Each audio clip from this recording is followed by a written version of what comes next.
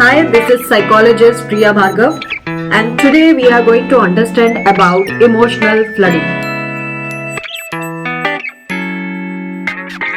Emotional flooding वो situation है जो पैदा होती है जब आपका किसी के साथ कॉन्फ्लिक्ट चल रहा होता है, स्पेसिफिकली आपके पार्टनर।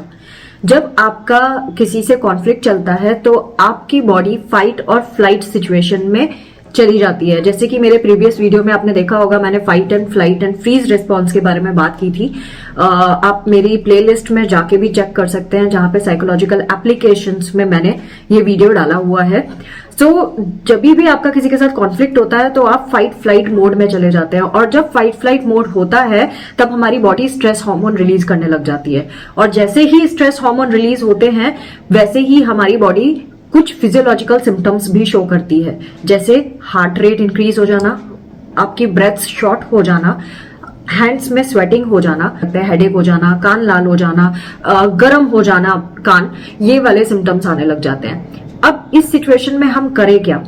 पहली चीज, जब भी आप इस सिचुएशन में आते हैं, आपको जब बॉडी में फिजियोलॉजिकल चेंजेस नजर आते हैं, फर्स्ट स्टेप इज आपको ये समझना होगा कि आप उस स्टेट में पहुंच गए हैं जहां आपको सामने वाले की बात समझ ही नहीं आ रही, और ना ही आपको ये समझ आ रहा है कि आपका क्या एक्शन है, आप किस तरह से रिस्पॉन्ड कर रहे हैं उस सिचुएशन को। यानी हमारा जो थिंकिंग ब्रेन होता है वो शट डाउन हो गया होता है, और आप जो भी कर रहे हैं वो आप इमोशनल ब्रेन से कर रहे हैं। सो दैट इज वाई जो आपके बिहेवियर है वो रैशनल नहीं है। ऐसे ही जो सामने वाला है उसके बिहेवियर भी रैशनल नहीं है। सो ऑफकोर्स अगर आप रैशनली बिहेव नहीं कर रहे दोनों पार्टनर, तो उस कॉन्फ्लिक्ट या उस डिस्कशन का कोई लॉजिक नहीं रह जाता है। सो अब हम करें क्या जब ऐसी सिचुएशन आती है? नंबर 1 स्टेप, पहले आपको आइडेंटिफाई करना होगा कि आप इमोशनल फ्लडिंग वाली स्टेट में है, यानी बॉडी सिम्टम शो कर रही है। सेकंड, कॉन्फ्लिक्ट को बीच में छोड़कर आपको ब्रेक लेना होगा।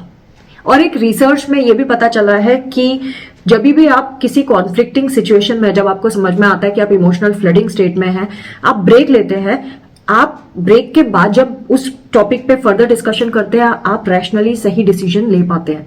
लेकिन अगर आप गुस्से में कुछ एक्शन करते हैं तो आपके जो बिहेवियर की वजह से और आपके डिसीजन की वजह से आप बहुत सारी चीजें खराब कर देते हैं जो आप टेक्निकली नहीं करते अगर आप रैशनली सोच रहे होते। नाउ अब जब आप इमोशनल फ्लडिंग वाले स्टेट में हैं और आपने 10 मिनट का ब्रेक ले लिया, तो उस ब्रेक में आप कोशिश करें अपने आप को शांत करने की, डीप ब्रीथिंग करके, पानी पीकर या कोई एक्सरसाइज करके। जब आप अपने आप को शांत महसूस करने लगे तब आप दोबारा आ सकते हैं और डिस्कस कर सकते हैं।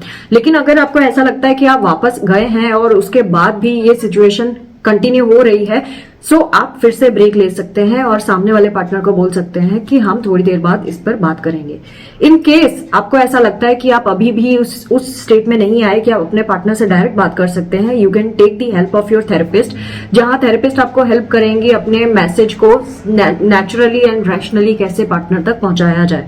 You can write a letter to your partner, एक पेपर में लिख के आपकी फीलिंग्स आप अपने पार्टनर को पास ऑन कर सकते हैं। आपके पार्टनर उसको रीड करेंगे और आपको रिटर्न में वो रेस्पॉन्ड करेंगे। इस तरह से भी आप कन्वर्सेशन को न्यूट्रलाइज कर सकते हैं और रैशनली उस सिचुएशन के बारे में सोच सकते हैं। तो friends, this was all about emotional flooding.